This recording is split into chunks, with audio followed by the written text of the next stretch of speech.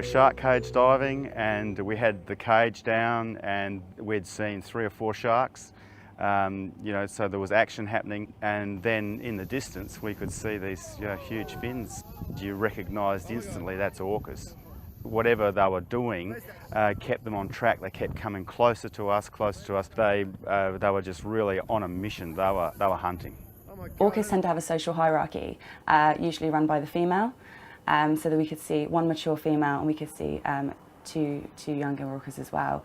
And then we saw 2 or 3 more orcas. We think in total there are about 6.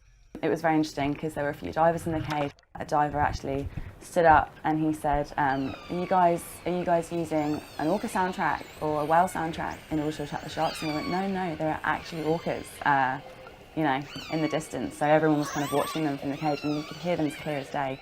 They weren't passing through, they weren't passing by the Neptunes. They were in the same place and they were hunting together. Everyone's on the deck were just looking, and what's that in the middle of the orcas? It's a different shaped fin.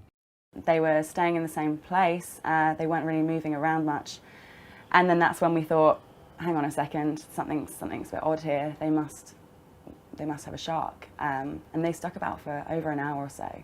Their movements were very, very particular. They were herding something. They were staying within the same space, and then obviously we saw a pointed dorsal fin. That's the shark about to be attacked, I think. Oh, he's got him! Hey! That great white is... The shark is coming straight for us. Oh my God. You've got to be... That's a great white just in front. They're cutting off the shark. He's did a U-turn. That's a great white there. Right where the shark, he just got him. Oh my God.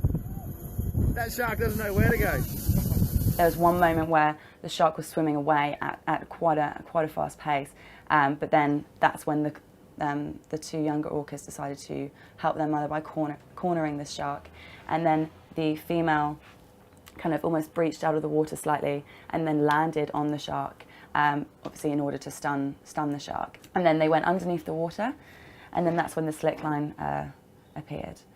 So I'm assuming if they wanted to go for the liver, which is the fattiest part.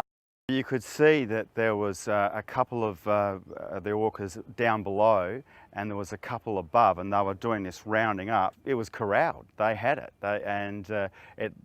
From looking at it, it looked like they had been rounding it up for the whole time that they were coming towards us. And then one of the biggest ones rose up in the water and plunged down onto the shark, and its whole body was vibrating. You could see its the muscles in its back, and it was really spectacular. It vibrating, shaking. When we realised that they were hurting something, emotions flooded. I just become so overwhelmed. I started crying. I was so happy. It was probably one of the best days of my life. Yeah, it was epic. Everyone on the board was absolutely ecstatic. I've been at sea for over 20 years and I've never seen anything like that. The orcas being such a huge creature compared to the shark, it was absolutely magnificent to see that close to the back of the boat. There were moments of silence, there were moments of shock, there were moments of people cheering. I reckon, not afraid to admit, I probably started crying at one point. Everyone was just on the edge of their seats. What is happening? People were just amazed by what they'd seen. They didn't care if we seen sharks for the rest of the day because that just blew them away. Everyone just couldn't stop talking about it.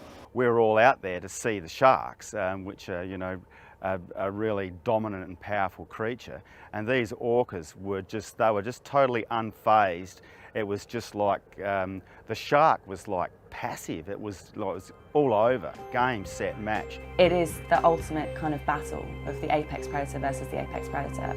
People have spent weeks, months and years on the ocean trying to get this sort of shot. And that's the great thing about working on the ocean, is that you have no idea what the day is going to hold, what you're going to see. It's a completely wild environment, anything can happen.